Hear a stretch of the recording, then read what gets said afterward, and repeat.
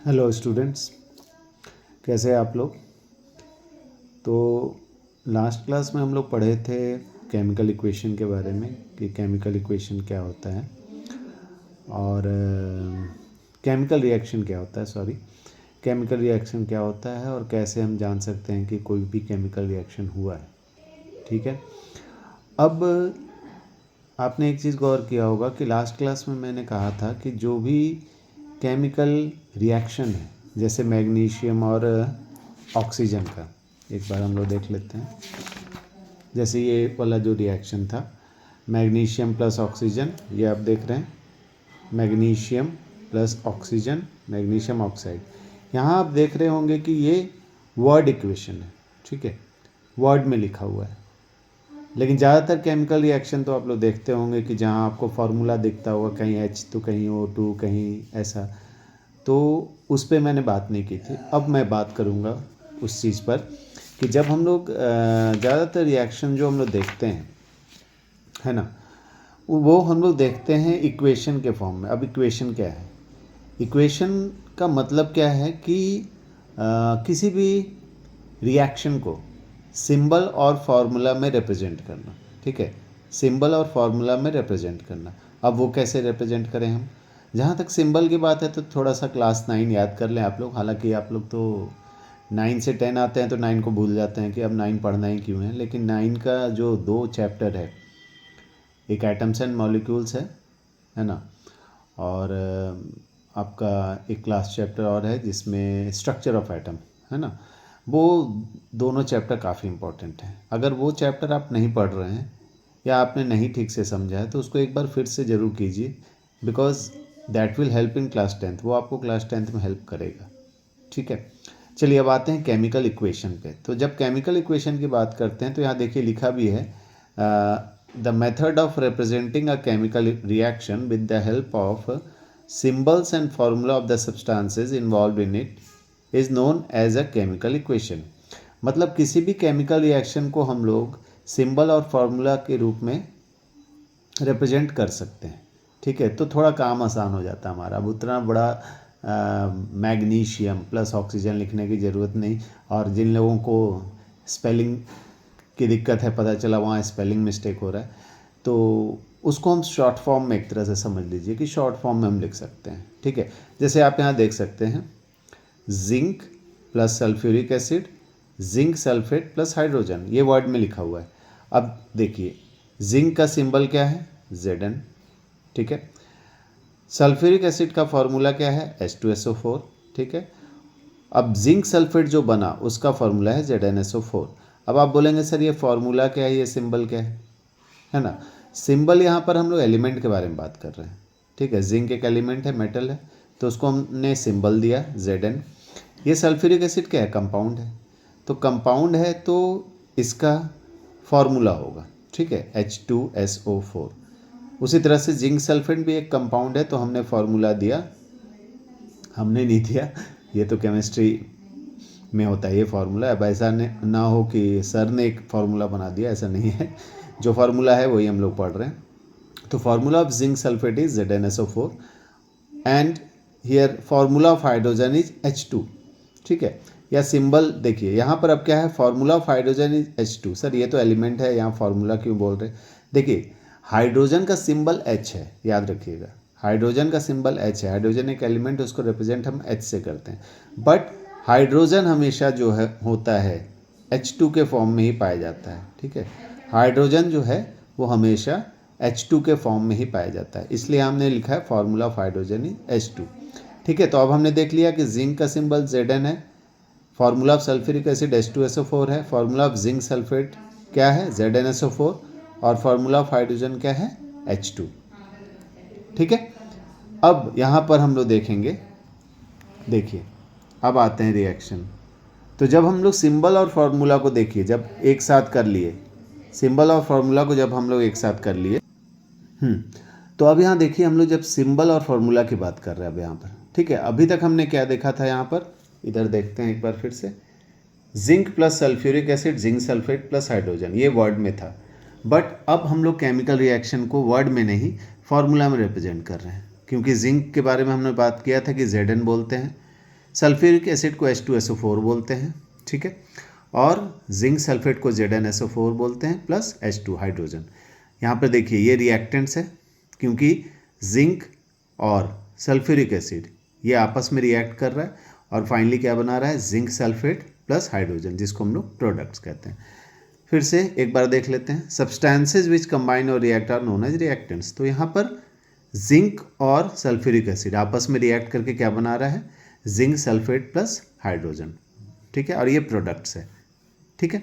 अब यहाँ पे एरोसाइन, एरोसाइन का मतलब क्या है कि ये रिएक्टेंट्स और प्रोडक्ट्स के बारे में बता रहा है कि दोनों के बीच में क्या लिंक है, ये जो एरो है, ठीक है। जैसे मैथ्स में हम लोग देखते हैं ना, मैथ्स में तो आप लोग देखते हैं LHS RHS होता है ना, मैथ्स में LHS और RHS, बस समझिए वही चीज़ है। ये आपका LHS है, ये आपका RHS है, और आप अच्छे से जानते हैं कि LHS RHS के बराबर होता है। 2+3 लिखें और इधर लिख दें अगर 3+2, तो दोनों तो बराबर ही होगा ना। मैं ऐसा क्यों कह रहा, अब LHS RHS की बात यहाँ पर क्यों आ गई, क्योंकि केमिस्ट्री में भी वो चीज़ आती है। जब हम रिएक्शन लिखते हैं, अभी तक तो आपने देखा कि ठीक है सर, हमने केमिकल रिएक्शन को सिंबल और फार्मूला में रिप्रेजेंट तो कर दिया, और इसी को कहते हैं केमिकल इक्वेशन, ठीक है। ये जो पूरा प्रोसेस हुआ, ये जो पूरा प्रोसेस हुआ, ठीक है, ये जो पूरा प्रोसेस हुआ, इसको हमने क्या कहा, केमिकल रिएक्शन। और ये जो रिप्रेजेंट करते हैं हम सिंबल और फार्मूला में, इसको हम क्या बोल रहे हैं, केमिकल इक्वेशन। तो केमिकल रिएक्शन और केमिकल इक्वेशन में क्या डिफरेंस हुआ, केमिकल रिएक्शन का मतलब ये पूरा रिएक्शन, ये पूरा प्रोसेस ही हो गया, ठीक है, Zn plus H2SO4 ZnSO4 plus H2, ये पूरा हो गया केमिकल रिएक्शन। और ये जो रिप्रेजेंट किए Zn H2SO4 ZnSO4 H2, ये क्या हो गया, केमिकल इक्वेशन, ठीक है। तो अब क्या है, chemical equation is a short hand method of representing a chemical reaction. Chemical reaction को रिप्रेजेंट करने का जो तरीका होता है, उसी को हम लोग केमिकल इक्वेशन कहते हैं, ठीक है। अब हम लोग आएंगे LHS इक्वल टू RHS वाली कहानी कहाँ से आ गई इसमें। देखिए होता क्या है, balanced and unbalanced chemical equation. अब ये क्या है, balanced chemical equation has an equal number of atoms of different elements in the reactants and products. अब वो कैसे समझना है वो देखिए, एक एग्जाम्पल हम लोग लेते हैं। इसी एग्जाम्पल में देखिए Zn है, ठीक है, ये H2SO4 है, ठीक है, ये ZnSO4 है, ये H2 है। अब देखिए LHS साइड में हम देखते हैं कि एलिमेंट देखेंगे हम, ठीक है, कि कौन कौन सा एलिमेंट मौजूद है, ठीक है। एलिमेंट का मतलब मेटल और नॉन मेटल दोनों ही हुआ, ठीक है ना। अब यहाँ पर देखिए कि यहाँ पर ये जिंक है, ठीक है, यानी कि देखिए लिखा हुआ है नंबर ऑफ जिंक एटम्स 1, तो जिंक एक मेटल है, ठीक है। हाइड्रोजन है, यहाँ लिखा हुआ hydrogen, sulphur sulphur, oxygen oxygen. अब देखिए zinc, number of zinc atom कितना है, इसके पीछे आपको कोई नंबर दिख रहा है, नहीं, तो यानी कि 1। H2SO4, H के बारे में, हाइड्रोजन के बारे में कितना है, 2, ठीक है, H2 मतलब 2। S अलग अलग देखेंगे, SO4 को फुल नहीं देखना है यहाँ पर, S को अलग देखेंगे, O को अलग देखेंगे। तो S कितना है, S के देखिए पीछे आ गया क्या है, कुछ भी नहीं, यानी कि 1। O के आगे कितना है, 4, यानी ऑक्सीजन 4 है। चलिए अब आते हैं इधर प्रोडक्ट साइड में, ZnSO4 प्लस H2। यहाँ देखिए लिखा हुआ भी है इन रिएक्टेंट्स इन प्रोडक्ट्स। अब प्रोडक्ट में अगर हम आते हैं तो ZnSO4 प्लस H2 है ना। अब देखिए अगर हम रिएक्टेंट और प्रोडक्ट को मिलाएं तो यहाँ Zn सेम है, यानी कोई दिक्कत ही नहीं, दोनों तरफ एटम सेम है जिंक का। अब H2 पे आते हैं तो H2, इधर भी H2, यानी चलो यहाँ भी कोई दिक्कत नहीं है। अब S को देखें, इधर S तो वो भी सेम है, कोई दिक्कत नहीं। O4, यहाँ भी O4 है, यानी कि दोनों तरफ अगर हम देख रहे हैं अलग अलग एलिमेंट के एटम को, अलग अलग एलिमेंट के एटम को, तो दोनों तरफ बराबर दिख रहा है। इसको ही हम लोग बैलेंस्ड इक्वेशन कहते हैं, ठीक है, इसको ही हम लोग बैलेंस्ड इक्वेशन कहते हैं। अब बैलेंस्ड इक्वेशन क्यों है, आप पूछेंगे सर बैलेंस्ड इक्वेशन क्या ज़रूरत है, क्या ज़रूरत है बैलेंस्ड इक्वेशन। बैलेंस्ड इक्वेशन जो काम करता है वो अकॉर्डिंग टू वन लॉ काम करता है, जिसको हम कहते हैं लॉ ऑफ कंजर्वेशन ऑफ मास, ठीक है, law of conservation of mass, law of conservation of मास पे काम करता है, ठीक है। वही चीज़ यहाँ देखिए लिखा भी है, अ बैलेंस्ड, यहाँ देखिए a balanced chemical equation has equal masses of various elements in reactants and products. दोनों तरफ का मास इक्वल होना चाहिए। मास इक्वल भी होगा, अगर एटम इक्वल है तो मास भी इक्वल होगा ही, ऑब्वियस सी बात है, क्योंकि जिंक यहाँ अगर एक है यहाँ भी एक है तो जो भी मास हो वो तो सेम ही होगा ना। H2 तो यहाँ भी H2, तो मास तो सेम ही होगा। तो law of conservation of mass के तहत क्या है कि equal masses of reactants and products, और ये भी कह सकते हैं mass of reactant is equal to mass of product. ठीक है, इसको ही हम लोग कहते हैं बैलेंस्ड केमिकल इक्वेशन की बात, इसको ही हम लोग कहते हैं बैलेंस्ड केमिकल इक्वेशन की बात। ठीक है, अब देखिए एक example, H2 plus O2 H2O। ठीक है, H2 प्लस O2 H2O। अब ये बैलेंस्ड है या नहीं पहले तो ये देखना है हमें। अब यहाँ देखिए, अभी स्टार्टिंग में हम लोग ऐसे रिएक्टेंट्स और प्रोडक्ट्स को लिख लिख के ही समझेंगे तो ज़्यादा अच्छा होगा हमारे लिए। ठीक है, अब जैसे देखिए H2 प्लस O2 हम लोग देखे थे ना, अभी यहाँ देखिए लिख देते हैं एक बार, H2 प्लस O2 H2O। चलिए अब यहाँ देखिए H2 प्लस O2 H2O है ना। ठीक है, अब यहाँ number of H atoms reactant में कितना है, 2 है ना, ये रिएक्टेंट है ना। ठीक है, नंबर ऑफ O एटम्स कितना है, 2 है। चलिए अब आते हैं प्रोडक्ट में, नंबर ऑफ H एटम कितना है, 2, but number of O atom कितना है, 1। ठीक है, अब इसका मतलब क्या है कि दोनों तरफ हाइड्रोजन तो सेम है बट ऑक्सीजन सेम नहीं, क्योंकि देखिए आप खुद ही देखिए यहाँ पर ऑक्सीजन यहाँ पर कितना है, 2 है, बट ऑक्सीजन यहाँ कितना है, 1, यानी कि ये बैलेंस नहीं है। अब बैलेंस करें तो कैसे करें, बोलेंगे सर सिंपल है, क्या करना है, H2 प्लस O2 हो गया ना, यहाँ पर H2 है सर, O2 है, यहाँ H2 है, O है, तो यहाँ पे हम लोग क्या करते हैं ना, यहाँ 2 लिख देते हैं, हो गया सर बैलेंस्ड। बट ऐसा नहीं करना है। ठीक है, ऐसा नहीं होता, क्योंकि अगर आप यहाँ पर 2 लगा दिए H2O2, दैट मीन्स कि वो फॉर्मूला ही चेंज हो गया ना, वो तो H2O रहा ही नहीं, तब तो ये गलत हो गया। तो सर बैलेंस कैसे करें, बैलेंस करने का क्या तरीका है, तो बैलेंस करने के लिए आपको क्या करना है कि फॉर्मूला तो नहीं चेंज करना है, फॉर्मूला आपको नहीं चेंज करना है। बैलेंसिंग करने के लिए आपको क्या करना है वो देखिए। चलिए यहाँ आते हैं, देखिए ये तो हम लोग पहले भी देख चुके हैं, नंबर ऑफ H एटम्स 2, यहाँ 2 है, O2 है और ये 1 है। अब हम लोग क्या करते हैं, H2 प्लस O2, ठीक है, यहाँ पर देखिए क्या आपको दिख रहा है, H2 प्लस O2 2H2O दिख रहा है ना, H2 प्लस O2 2H2O है ना, H2 प्लस O2 2H2O। यहाँ पर क्या किया गया actually, H2 plus O2 2H2O क्या किया गया, यहाँ पे देखिए क्या किया गया कि जैसे ये हम लोग देख सकते हैं H2 है ना, ठीक है, प्लस O2, ये तो था H2, ठीक है।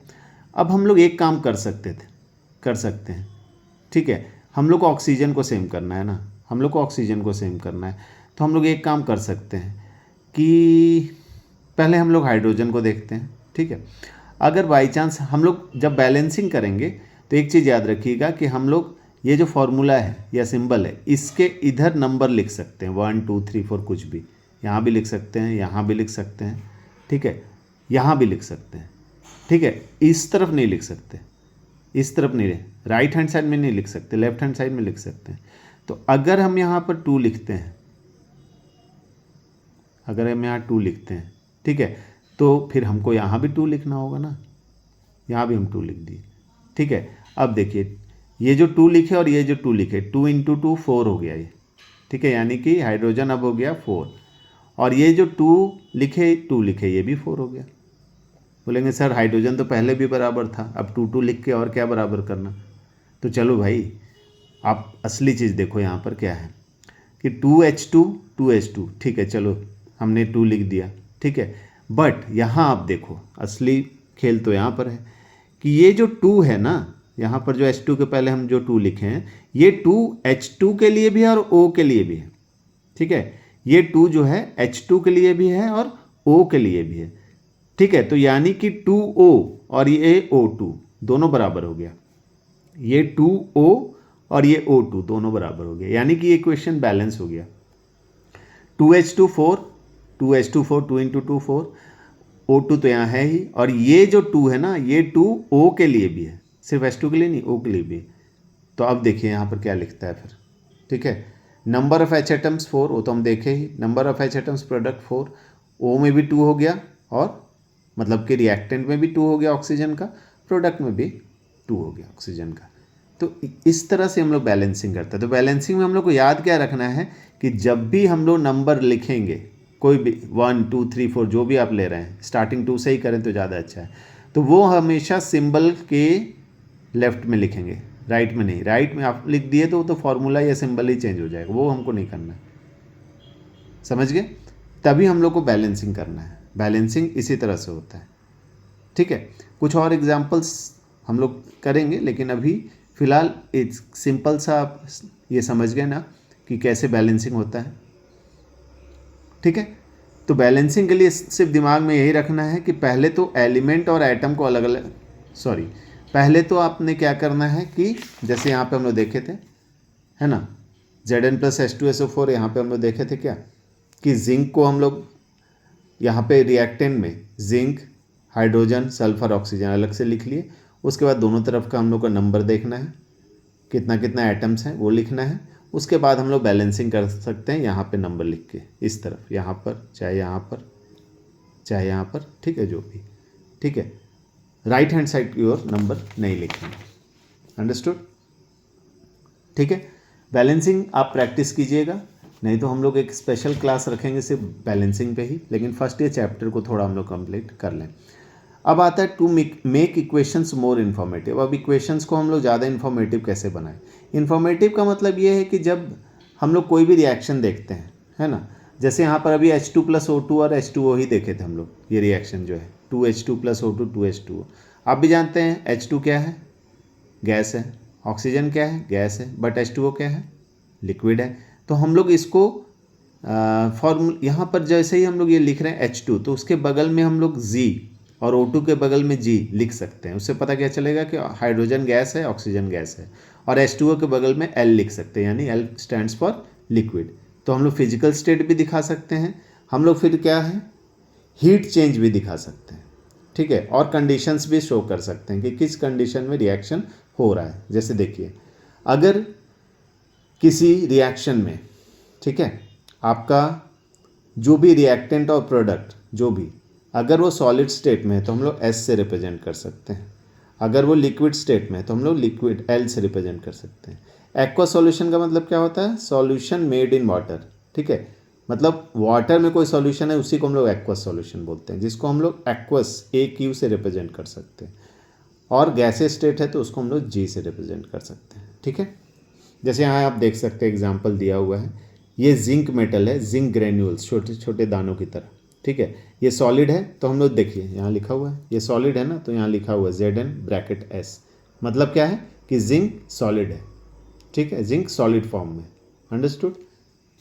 इसी को हम लोग और भी रिएक्शन से देख सकते हैं, जैसे देखिए जो रिएक्शन हम लोग पहले देख चुके थे, Zn+H2SO4 ZnSO4+H2, है ना। यहाँ जिंक मेटल सॉलिड है, देखिए Zn(S), H2SO4 सल्फ्यूरिक एसिड है, ये सॉल्यूशन इन वाटर है तो हमने H2SO4 एक्वस लिखा। ZnSO4 भी वही है, सॉल्यूशन इन वाटर, तो यहाँ क्या हुआ, ZnSO4 एक्वस। और H2 क्या है, गैस, तो H2 गैस। तो इस तरह से हम लोग किसी भी रिएक्शन को रिप्रेजेंट कर सकते हैं। मतलब रिएक्शन को पहले तो सिंबल और फॉर्मूला में रिप्रेजेंट किया, फिर उसके सॉलिड स्टेट मतलब फिजिकल स्टेट में रिप्रेजेंट कर सकते हैं। सॉलिड है, एक्वस है, गैस है, लिक्विड है। जैसे यहाँ भी देखिए कैल्शियम हाइड्रोक्साइड, ये एक्वस सॉल्यूशन है तो AQ लिखा हुआ है, कार्बन डाइऑक्साइड गैस है तो G लिखा हुआ है। फिर कैल्शियम कार्बोनेट बनता है जो कि सॉलिड है, वाइट प्रेसिपिटेट हम लोग देख ही चुके थे क्या होता है, H2O लिक्विड, ठीक है। उसी तरह से हम लोग हीट चेंज को भी इंडिकेट कर सकते हैं, कैसे, जैसे देखिए C कार्बन सॉलिड फॉर्म में, O2 G गैस फॉर्म में, बना क्या, CO2 कार्बन डाइऑक्साइड, और हीट इवॉल्व हुआ तो हमने यहाँ हीट लिख दिया।